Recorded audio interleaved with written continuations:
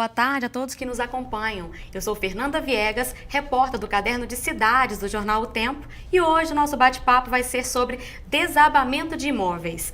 Hoje completa-se um ano que um prédio no bairro Buritis, na região oeste aqui de Belo Horizonte, veio abaixo. E nós queremos hoje dar dicas para você, para poder perceber o que é a estrutura, né? Como que está a estrutura do seu prédio, né? Até da sua casa, se ela pode estar comprometida. Então agora eu quero cumprimentar aqui que está comigo a minha colega Rejane Aires, que é redatora do portal O Tempo Online. Boa tarde. Boa tarde, Fernanda. Boa tarde, Clemenson. Boa tarde. E também cumprimentar, né, que está aqui conosco hoje, o diretor regional, o diretor do Conselho Regional de Engenharia e Agronomia de Minas Gerais, o CREA Minas, o engenheiro civil Clemenceau Chiab. Boa tarde, seja muito bem-vindo, é um prazer recebê-lo conosco. Boa tarde, alegria imensa estar aqui com vocês. Certo. Clemenceau, a gente sabe que o desabamento, né, de imóvel, ele traz muito constrangimento, é uma situação muito difícil e tem acontecido com frequência pelo país afora.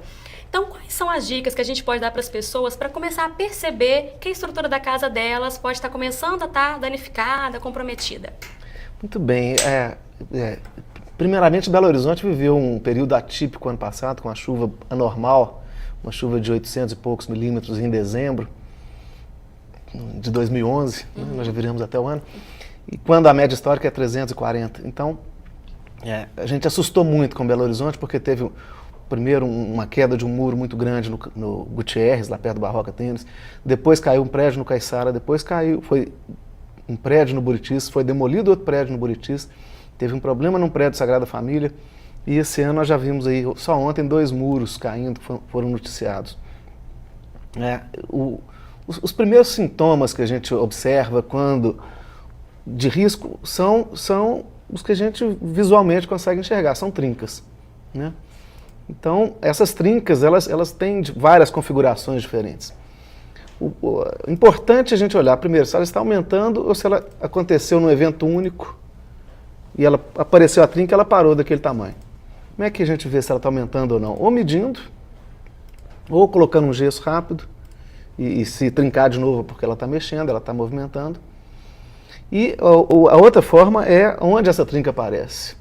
Se ela aparece numa parede, no meio dela e vai em direção à borda, é uma trinca inclinada, é uma trinca mais complicada, que merece um estudo melhor. Uma trinca já, tanto horizontal, né, na parte de cima da parede, quanto no pé da laje, quanto perto do rodapé, é uma movimentação térmica, ou então higroscópica, ou seja, com água. Né? Aquela umidade que infiltra ali, ela vai trincar, ou então a laje que movimentou porque bateu um sol muito forte, e depois choveu, esfriou, que ela dilata um pouquinho, ela contrai um pouquinho e vai dando aquela trinca em cima. Essa já não é uma trinca muito perigosa que não merece um estudo mais aprofundado. E a outra situação, aquelas trincas radiais, por exemplo, numa laje, quando ela sai do meio para as bordas, fazendo um formato de um sol. Então essa também é uma trinca bem perigosa que a gente deve tomar uma atitude mais rápida. Outra situação são as situações de risco, em áreas de risco, tanto em taludes, em barrancos, quanto nas áreas alagadiças. A gente fala em alagamento, só carro, não, pode afetar também a estrutura das casas. Esse período que a gente passou, embora esse período de 2012, 2013, foi um período com chuva muito abaixo aqui em Belo Horizonte, ele mostrou alguns alagamentos. Essa chuva muito forte que dá no final da tarde, ela sai dos morros que hoje eles estão mais, vamos dizer, mais ocupados, mais impermeabilizados, e ela vai descer para os vales, para a parte mais baixa da cidade e vai alagar. Pelo relevo de Belo Horizonte, ou seja, essas montanhas que a gente tem, aqui tem uma característica um pouco diferente de outras cidades, porque aqui a intensidade desse alagamento é muito forte. Ela vem, essa água desce toda e alaga rápido e desce rápido. Em cidades mais planas, cidades mais no litoral, ele demora um pouco mais a alagar, vem mais devagar, aí alaga e fica mais tempo também alagado e depois vai descendo. Então Belo Horizonte dá esse impacto, essa chuva forte, alaga de uma vez só, pega todo mundo de surpresa e depois desce. E as encostas, os morros que tem em Belo Horizonte, a gente tem uma região muito complexa, muito da parte geológica, a parte das rochas, né? Que é a Serra do Curral. Esse primeiro, 1/3 dela, ou seja, divide ela em 3 pedaços. A primeira parte dela, esse primeiro terço dela, é uma região composta por uma rocha chamada filito. Esse filito é uma rocha que ela é lamelar, ou seja, ela é em camadas, várias camadas de rocha, porque suporta muito bem um peso em cima, mas quando molhada elas vão escorregar uma com as outras e elas vão dar esses desmoronamentos, esses desbarrancamentos, né? Que vão gerar esse problema todo que acontece na cidade, de vários barrancos caindo, de vários muros caindo. E essa região mais afetada em Belo Horizonte, então, é uma região que ela sai do Barreiro, ali na encosta da Serra do Curral, ela vem vindo em Belo Horizonte pelo bairro Belvedere, Serra, e vem contornando entre a Avenida do Contorno e a parte desse primeiro terço da Serra do Curral, e passa ali por Pompeia, São Lucas, Pompeia, e vai indo em direção a Sabará. É uma região muito, muito complicada, onde as construções ali devem ter um cuidado muito especial do engenheiro que foi executado, da pessoa que foi executar, na parte de concepção e da obra, porque é uma área mais complicada do que uma área mais estável. E esses problemas, a gente pode dizer que eles já foi da construção, ou a maioria deles, igual as rachaduras, elas é normal mesmo que algumas delas venham aparecer, ou todas elas é alguma falha anterior já na construção mesmo? Olha, isso depende muito, mas um problema na construção, ele acontece nos primeiros meses. Vamos dizer que ele vai acontecer até os primeiros 6 meses. Acontece muito, quando já existe uma casa, você vai fazer mais um cômodo, um puxado, vai fazer. Aí, essa parte nova, ele vai dar uma pressão na terra, e ele vai afundar alguma coisa, porque é o peso mesmo depois que ocupar. Então, a outra parte da casa, a parte antiga, já estava consolidada, firme. Na hora que você faz uma nova e ele dá uma mexidinha, ela dá a trinca exatamente na divisa dessas. Então, e pode acontecer vários fatores também externos. Por exemplo, muita gente não pensa nisso, mas um tubo de baixo que rompeu, que a água passou lá e carregou, vai afundar e vai trincar a sua casa. Uma casa que foi feita em cima de uma região de aterro, que ela pode ir afundando ao longo do tempo, então é uma situação mais grave. Uma própria raiz de uma árvore que cresceu muito começa a chupar a água debaixo da casa, ele vai dar uma região mais instável e vai dar uma afundadinha ali, vai dar uma trinca na sua casa. Só que nem todas as trincas são perigosas. Na verdade, a maioria não é perigosa. As perigosas são aquelas inclinadas, como eu te falei, e se ela for na estrutura, se ela acompanhar, então num pilar ela é vertical acompanhando o pilar. Se ela é numa viga, ela é horizontal acompanhando a viga. Essas sim são mais complicadas. E logo que a pessoa detectar uma rachadura, essas mais complicadas, ela tem que procurar a quem para tentar resolver esse problema, né, que ela está tendo na residência dela? Pois é, isso é importante, procurar alguma pessoa que entenda do assunto, que estudou isso. E nesse caso são os engenheiros, né? Os engenheiros patologistas, principalmente os engenheiros peritos, que é o meu caso, que estudam esse assunto, que tratam dessa situação de risco, e vão poder avaliar com precisão se essa casa ou se essa trinca nessa casa ou nessa parte da casa ela oferece algum risco. Na impossibilidade da pessoa falar, engenheiro é caro, não sei o quê, procura a Defesa Civil para fazer uma análise mais rápida, porque a gente tem uma parceria com a Defesa Civil, a gente faz trabalho voluntário junto à Defesa Civil, a gente faz treinamentos também gratuitos para os funcionários da Defesa Civil, para que eles possam estar mais preparados, a gente auxilia isso com a maior boa vontade do mundo, para poder auxiliar as pessoas a resolver, tirar essa dúvida e muitas vezes poder dormir mais tranquila. E essa rachadura mais simples, a pessoa pode só passar uma mão de tinta ali, já resolve. O que ela pode fazer também para tampar mesmo, né? Porque muitas pessoas reclamam que é feio, né? Traz um mal-estar assim na residência. Então, para resolver essa rachadura mais simples, ele pode só passar uma mão de tinta, já fica bacana, já resolve ou não? Existem algumas técnicas. Se ela for muito, muito simples, você primeiro vai preencher ela com massa corrida, mesmo que use em parede, mas usa a massa acrílica e depois faz a pintura. Se ela for um pouquinho mais extensa, a gente fala em abertura, assim, até 0,1 milímetro, isso não tem problema nenhum. Acima de 0,1 milímetro é muita coisa, é o tamanho de um fio de cabelo, né? Vocês acham que, mas isso aí é um fio de cabelo. Você fala, tem gente que tem cabelo mais grosso, mais fino, vamos lá. Mas então, de 0,1 milímetro, que é 1/10 daquele risquinho da régua, do menor. Eu dividi por 10 aquele menorzinho. Então, até 1 milímetro, que é o tamanho da régua, você vai ter que fazer uma telinha. Existe pronto em qualquer depósito de material, uma tela própria para tampar essa trinca. E ela vai colocar, então, junto com essa massa corrida, a tela também que vai ajudar, a gente chama aliviar as tensões, né? Toda essa força de movimento que ela mexeu para cá e para cá, a tela vai ajudar a não voltar a ter trinca naquele mesmo lugar. Certo. Regiane, tem uma questão agora, né, dos nossos internautas. Nós temos já algumas perguntas de internautas, eu vou selecionar algumas. O Fernando Pacheco, do bairro União, Ele diz o seguinte: comprei uma casa muito boa, mas sempre que chove, a água sobe um pouco e umedece a parte do rodapé. A água sobe até cobrir os pés toda vez que chove. Sim. Com o tempo e o aumento das chuvas, essa umidade pode comprometer a estrutura da minha casa? E o que eu faço? Eu não tenho condições de mudar. Não, em relação a essa umidade, primeiro é importante a gente deixar muito claro que esses problemas de umidade, eles só vão terminar quando a gente atingir a causa. A gente tem que eliminar a causa que está gerando ele. Então, se dá umas bolhas no rodapé, ele estufa ali, não adianta a gente parar de chover e ir lá lixar, pintar, porque na outra chuva, no próximo período mais úmido, vai voltar a aparecer. O paliativo não vai resolver o problema. Essa umidade que ela vem por capilaridade, que ela vem do solo, imagina, é muito fácil a gente ver. Eu estou com esse copo de água aqui, se eu colocar um guardanapo aqui dentro, não vai ficar só onde o contato do guardanapo, porque o guardanapo é poroso, assim como o tijolo. Ele vai subir também um pouquinho, o pano que a gente coloca, né? Então, muitas vezes a água está mais profunda e ela vai subindo pelos capilares, por esses poros que tem dentro do tijolo, e vai subindo e vai dar esse problema. Então, se isso causa algum risco à casa dele, se não tiver destruindo fisicamente o tijolo, ou se ele tem uma viga baldrame embaixo, se não estiver saindo, porque se não estiver quebrando os pedaços dela, não tem muito problema assim. Vou falar genericamente, também a gente não pode ser muito leviano de querer falar que tem risco ou não sem ver a situação. Mas se não estiver saindo partes ou do bloco, ou do tijolo, ou do concreto, num primeiro momento, não tem muito risco essa casa dele. Será bom ele já chamar um profissional para avaliar? Eu acho que valeria a pena já uma defesa civil, que é um trabalho da prefeitura que tem, num primeiro momento. E depois ele vai ter que revestir com material impermeabilizante para que essa água, eu vou pegar meu copo de novo aqui, essa água que está aqui dentro, se a gente impermeabilizar em volta, ela vai ficar confinada aqui dentro do tijolo, ela não vai aparecer.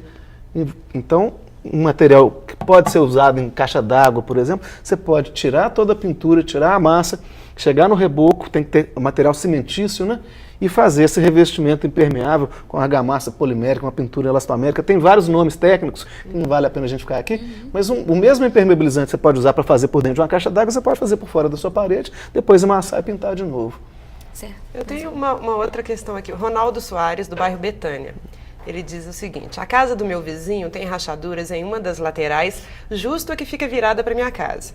Já conversamos e ele não acha importante ainda procurar algum órgão ou ajuda. Eu e minha família estamos com medo que piore e não dê tempo de tomar alguma providência. O que eu faço? E se piorar? O meu vizinho precisa autorizar alguém para avaliar?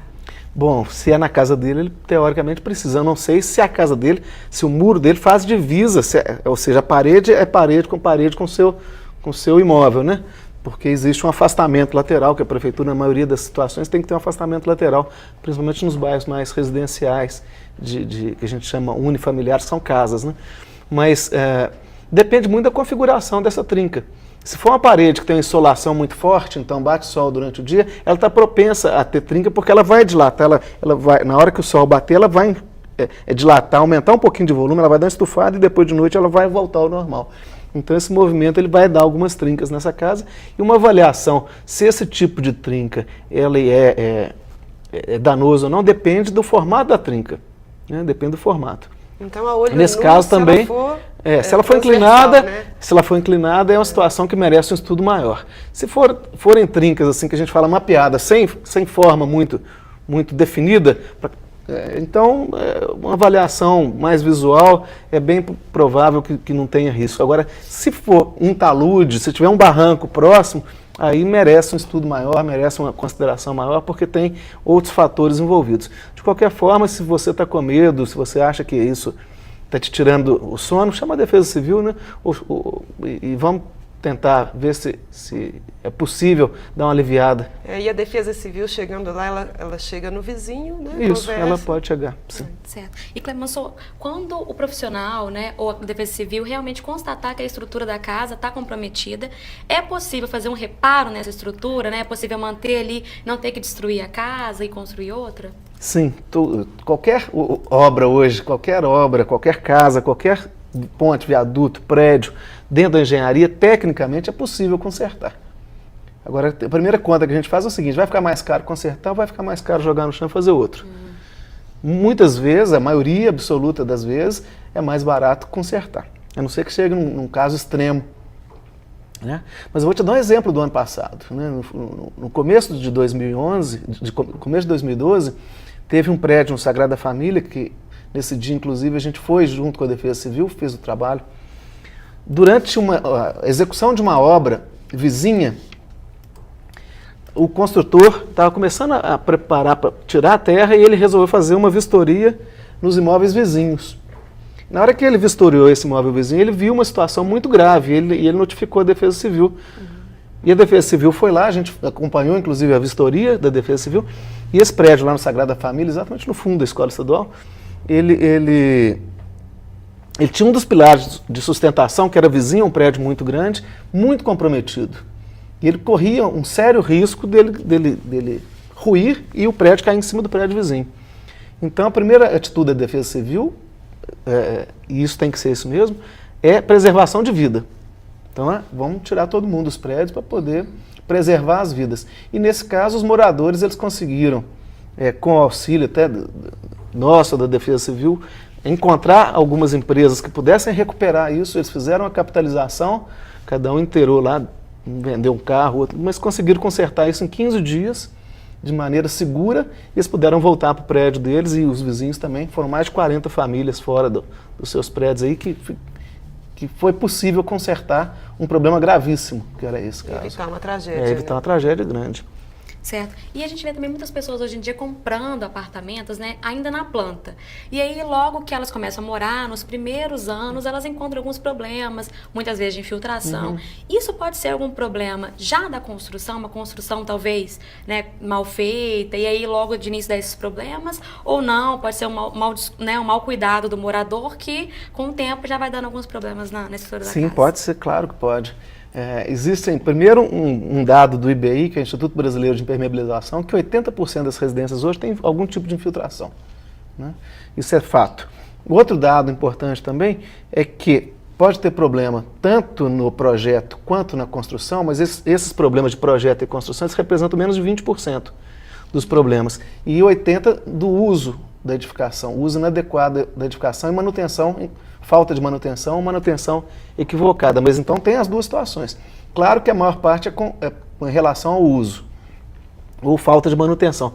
Mas é importante que uma construção nova, primeiro, que tenha um engenheiro responsável técnico por ela, no CREA, com um documento que chama ART, que é Anotação de Responsabilidade Técnica. Isso vai dar a ele uma segurança de 5 anos, de quem contratou ele para fazer. O engenheiro dá uma garantia por lei, não só ele, mas qualquer pessoa que construa, mas ali é um documento, é um contrato de 5 anos dos problemas de estrutura que possam ocorrer. E se esses problemas forem ocultos, ou seja, se a pessoa não perceber isso, logo que ele mudar, isso começa a contar a partir do dia que o problema acontecer. Entendi. Então, é importante essa parte estrutural. A pessoa pode comprar na planta, mas e esse prazo só começa a contar a partir do dia ou do habite ou da entrega do imóvel para o comprador. E o que seria esse mau uso, né, do morador? Que pode comprometer? Vou te dar um exemplo. De repente, acho que imagino que todo mundo sabe o que é um pilar, né? Ele entra na garagem e bate com o carro no pilar, por exemplo. Então esse pilar pode trincar, pode abalar e isso pode afetar a edificação. Talvez nem fique visível, né? Mas prejudique. Exatamente. Agora mas aí vai aparecer trinca. Se o negócio prejudicar, vai aparecer alguma trinca. Tá? Outro ponto muito importante, eu acho que a maioria das construções mais populares hoje, que a gente tem visto no Brasil, mas em Minas Gerais especificamente, ela é construída com uma técnica de construção que, embora normatizada, que chama alvenaria autoportante, ou então alvenaria estrutural. Eu estou olhando para os lados aqui e muito bem acompanhado aqui das moças, mas essa alvenaria ela não tem estrutura de concreto. São blocos próprios, não é um tijolo comum, nem o tijolo furado comum, é o tijolo estrutural, que são colocados direto sem pilares de concreto, sem vigas de concreto. Então, é laje sobre bloco. Então, a pessoa não pode tirar a parede. E isso tem que estar muito bem alertado a consultora é obrigada a colocar uma placa e também na documentação que ele passa para o comprador, que esse tipo de imóvel é alvenaria, autoportante, alvenaria estrutural, que não pode tirar a parede. A gente é comum o nosso dia a dia de perito da pessoa ligar e falar, meu apartamento, eu fui tirar uma parede aqui, começou a trincar, trincou os apartamentos de cima. E tira a parede sem avaliar, né? E aí o vizinho começou a reclamar, começou a trincar em cima, e a primeira coisa é escora correndo e volta para a parede para o lugar. Não tem outro jeito. Aquela parede ela faz parte da estrutura. Porque como ele não tem pilar, cada tijolinho ali é um pedacinho de força que ele está suportando, né? Do que está em cima. Mas isso serve para casas também? Também, assim, das pessoas não sim. fazerem obras novas sem estar consultando um profissional antes? Exatamente. Outra coisa comum também é fazer uma piscina numa laje. É um peso muito grande de água numa área muito concentrada. E aí a pessoa vai fazer onde? Que acha natural, a laje é grande, vou fazer no meio dela. É o lugar mais fraco. Né? Se vai fazer alguma coisa, consulta o engenheiro, o calculista, que fez o projeto da casa ou quem construiu. E se você for colocar alguma coisa, mesmo consultando, vai colocar em cima de lugares mais protegidos. Por exemplo, um banheiro é um lugar que tem o tamanho do vão menorzinho. Então, se você for fazer uma piscina, ali é o lugar melhor de colocar. Não vai ser no meio da laje que não tem nada embaixo. Certo, o nosso tempo já está acabando, Regiane. Vamos mais algumas questões dos internautas? Tem muita gente preocupada com os vizinhos, viu? Tá. Luciana Pereira, do bairro Ana Lúcia, ela diz, o prédio de um supermercado aqui do bairro está com rachadura. Já comuniquei ao gerente, mas ele diz que vai esperar acontecer alguma coisa para chamar a Defesa Civil. Eu devo fazer algum tipo de denúncia? Eu acho que deve. Eu acho que prevenir é sempre melhor do que remediar, né? Eu acho que é muito pior se acontecer algum problema e cair parte desse edifício ou de parte da alvenaria dele, e principalmente se cair em cima de uma pessoa, né? Então a gente não sabe qual que é o risco, assim, visualmente, nós estamos aqui falando por hipótese, mas se prevenir é sempre melhor do que remediar. Devia chamar a Defesa Civil, sim, para fazer uma análise disso, porque se essas trincas forem graves, é melhor consertar antes de deixar cair. E é um supermercado, É. Imagina. E também o senhor estava comentando comigo, né, essa questão do desmoronamento de terra. Sim. Né, a gente vê pessoas hoje que moram em locais onde tem morro, né, onde tem esse risco. E como, a partir de quando que morar nesses locais compromete a estrutura da casa, né? Que essa terra úmida ou essa terra que está em constante movimento, ela pode afetar diretamente a estrutura da casa. Não estou falando de derrubar a casa, mas de começar a dar rachaduras por estar naquele local ali. Bom, vamos. Duas situações. Certo. Duas situações. Vou falar uma mais simplória e muita gente vai assustar aqui. Mas o concreto armado, que é usado nas casas hoje, nas construções, ele é cimento, brita, areia para fazer o concreto, água, né? E por dentro dele, para poder suportar o esforço, tem os vergalhões de ferro, né, de aço. Então tem aqueles vergalhões de aço. Esse vergalhão, ele é produzido de uma maneira, eu não imagino que ninguém saiba como é que é uma siderurgia aqui, mas ele vai pegar o minério de ferro e vai colocar energia nele, vai aquecer ele, para ele poder virar o ferro gusa, vai ficar líquido, né? A temperatura altíssima, e depois vai dar energia para ele, energia mecânica, vai comprimir ele para fazer ele virar uma barra de ferro. Então vai pegar uma barra grossa e vai apertando para ele sair aquele. Então ele tem uma energia muito grande acumulada lá dentro, e isso dentro da química é uma reação química que ele fica querendo ser reversível. Ou seja, o vergalhão de aço ele é doido para voltar a ser minério de ferro na vida dele. Porque colocou muita energia nele, ele quer perder essa energia e voltar a ser minério de ferro. Então, vamos por partes. Já assustou. Já assustei. Então, quando dentro de um concreto, principalmente em cidades grandes, igual Belo Horizonte, que tem muito gás carbônico, muita poluição, né? Muita umidade, que a gente tem um período chuvoso aqui, quando essa umidade, junto com esse gás carbônico e junto com um componente do cimento, que é o calcário, quando junto isso tudo forma uma reação que chama carbonato de cálcio. Um nome estranho, mas esse carbonato de cálcio ele vai penetrando mais ou menos 1 milímetro por ano para dentro do concreto até ele chegar no vergalhão. Na hora que ele chega no vergalhão, ele vai mudar uma característica de pH que vai tornar um pouco mais ácido essa região. Não é? A gente lembra da química, vocês lembraram. Lembramos, não. Mas o que importa é que ele vai permitir ao vergalhão ele enferrujar, oxidar, ele voltar. Quando ele enferruja, ele começa a voltar a ser minério de ferro. Então, ele lá dentro do concreto, ele está fechado, mas ele tem uma força de expansão para voltar a ser minério de ferro, ele perder essa energia toda que ele ganhou, muito forte, e vai começar a trincar. Então, ele vai começar a enferrujar, vai começar a aparecer as trincas exatamente no lugar onde tem os vergalhões. E essa trinca no primeiro momento, depois ela começa a ficar meio alaranjada, que é a cor da ferrugem, Então, a infiltração por dentro do concreto, quando ela passa por dentro do concreto, começa a dar mancha branca, porque está lavando o calcário que está lá dentro, né? Quando começa a enferrujar os vergalhões, aí sim é um sinal que está afetando a estrutura e que isso pode levar a um risco maior ao longo do tempo, porque é uma reação irreversível. Ele não volta de novo a ser vergalhão, né? Sem energia. Então, ele só tende a piorar a situação. E aquela terra úmida ali de baixo ali da construção, ela vai afetando isso. Se ela conseguir passar por dentro do concreto, sim. Né? Principalmente no período de chuva. Agora, nos taludes, nos barrancos, o outro problema é justamente a passagem de água por eles, que vai poder carrear material, que a gente fala, a água vai sair mais barrenta, é um problema sério. Então, se movimentar o talude, né, que foi o caso do Buritis, uma movimentação do talude, ele pode trincar a casa, pode trincar elementos de fundação, pilares, né? Se for prédio. Então, a movimentação de um talude é um volume de terra muito, muito grande, que pode, sim, não só levar a casa toda, mas ela pode trincar elementos de estrutura, né? De fundação da casa, e pode levar ela à ruína, à queda.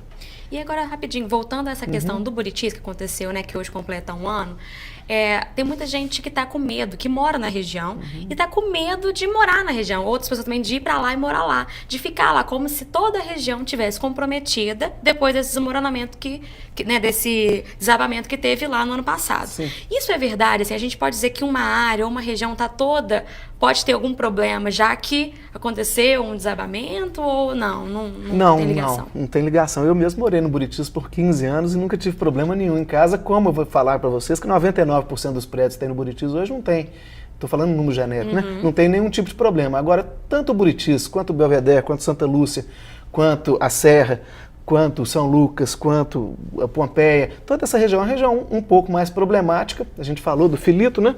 Porque ele é uma região que tem uma característica geológica de um pouco mais de risco. Então, as construções lá têm que tomar um cuidado um pouco maior na hora de ser feitas, mas se forem feitas dentro das técnicas corretas, elas não vão ter risco nenhum de desabamento, de desmoronamento da região no entorno. Agora, importante é que, muitas vezes, o custo de uma contenção de encosta ele é mais caro, então a pessoa economiza nisso, vai gramar um talude ali grande em cima de um filito, e que vai comprometer. A região da Rajagabalha todo ano tem algum tipo de desabamento ali, desmoronamento, porque o filito, na presença de água, ele vai cair mesmo, não tem como. Então, e é um período que se aproxima agora dessa chuva mais intensa, que essa pancada até que não afeta muito, mas essa chuva que dá aquela invernada que a gente chama, né? Constante, 2, 3, 4, 15 dias, aí sim é uma tragédia, porque ele vai umidificando por dentro da terra, né, aos pouquinhos, e a terra começa a ficar muito encharcada. Além do peso maior, né, da terra, porque a água está lá dentro, essa água também ajuda a lubrificar os grãozinhos da terra, e no caso as placas de filito, que eles vão ajudar o escorrimento. Mas quem mora no Buritis hoje pode ficar tranquilo, morar e dormir sossegado, né? Sem problema. Se o prédio dele não tiver nenhum problema de execução, ele pode ficar tranquilo. Não é uma região que está toda afetada, muito pelo contrário. São pontos localizados do Buritis, são alguns prédios, a Defesa Civil tem isso muito bem mapeado, né? Algumas edificações que têm algum tipo de problema. Tá certo. Mais questão dos nossos internautas. Maria Antônia, de BH, ela pergunta como é o trabalho dos fiscais do CREA e qual é a periodicidade das fiscalizações. Ah, tá. O fiscal do CREA, primeiro, até por legislação federal, ele vai fiscalizar o exercício profissional.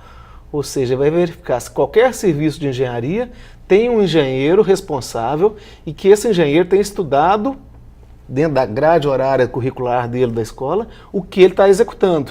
Eu sou engenheiro civil, por exemplo, eu não posso fazer uma instalação elétrica de alta tensão, né, de usina hidrelétrica, de transmissão de energia, porque eu não estudei essa parte de eletricidade. Então, para isso tem que ter um engenheiro eletricista que vai fazer isso. Em compensação, o engenheiro eletricista também não pode fazer uma construção civil, se ele for eletricista puro, né, porque ele também não estudou isso. Tem um mecânico, tem o agrônomo que vai fazer toda a parte de agricultura. Então, o fiscal do CREA ele vai verificar se, dentro daquela obra, daquele serviço de engenharia, tem um profissional de engenharia que estudou para fazer aquilo. Ou seja, não está sendo feito por leigo, por outras profissões, e imagina que estou falando da periodicidade, eu lembrei do resto da pergunta, desculpa. Então, existe todo um planejamento de fiscalização em Minas Gerais inteira.